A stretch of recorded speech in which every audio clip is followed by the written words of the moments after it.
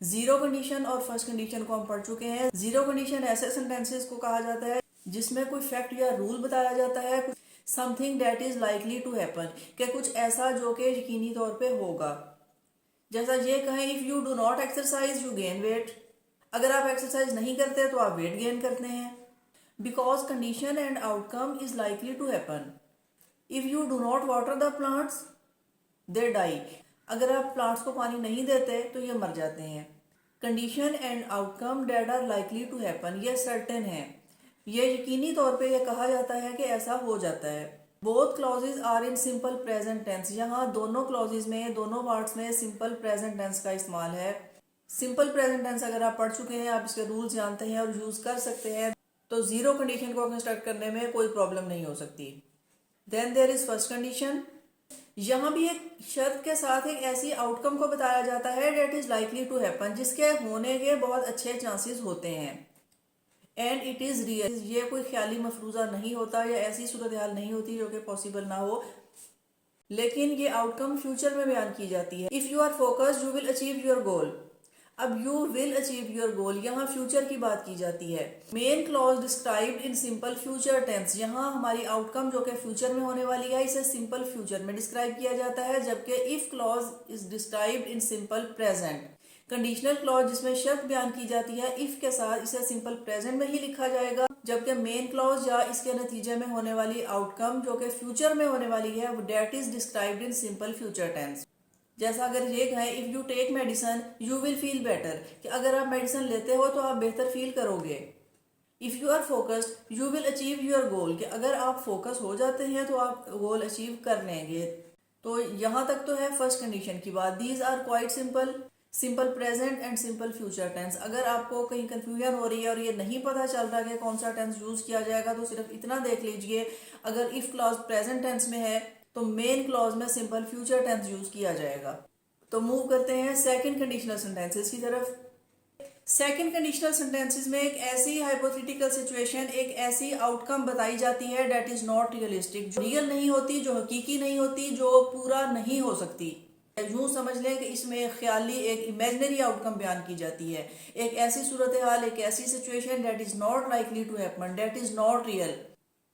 अगर मेरे पास एक टाइम मशीन होती तो मैं जरूर अपने मास्ट में चली जाती और अपने माजी को चेंज करती।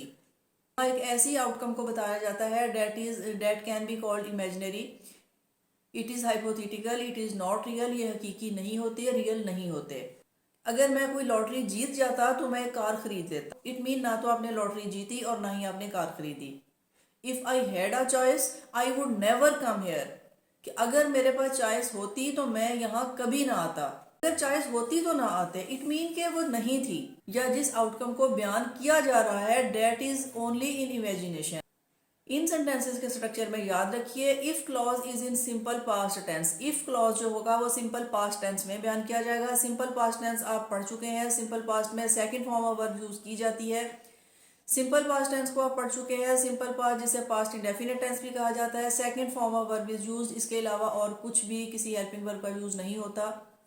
और यहाँ मेन क्लॉज में यूज किए जाएंगे मॉडल वर्ब्स के साथ फर्स्ट फॉर्म ऑफ वर्ब। अब ये मॉडल वर्ब्स क्या है? मॉडल वर्ब्स में हो सकता है वुड, शुड, कुड, याद रखिए would, should, could and might also, इनमें से कोई एक according to the situation use किया जाएगा। मेन क्लॉज में याद रखिए मॉडल वर्ब के साथ, जिसमें कुड, शुड, वुड या माइट हो सकता है, यहाँ वर्ब की फर्स्ट फॉर्म इस्तेमाल की जाएगी, जबकि इफ क्लॉज को सिंपल पास्ट में बयान करेंगे, if clause in simple past tense.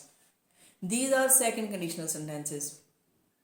Last one third conditional sentences. Third conditional sentences ऐसे सेंटेंसेस हैं जिसमें एक इफ क्लॉज के साथ एक ऐसी कंडीशन को बयान किया जाए जो कि अगर पास्ट में हो जाती तो हमारा प्रेजेंट चेंज हो सकता था। प्रेजेंट की हमारी मौजूदा सूरत हाल, ये जो आउटकम है, इट कैन बी चेंज, ये चेंज हो सकती थी अगर पास्ट का कोई इवेंट चेंज होता।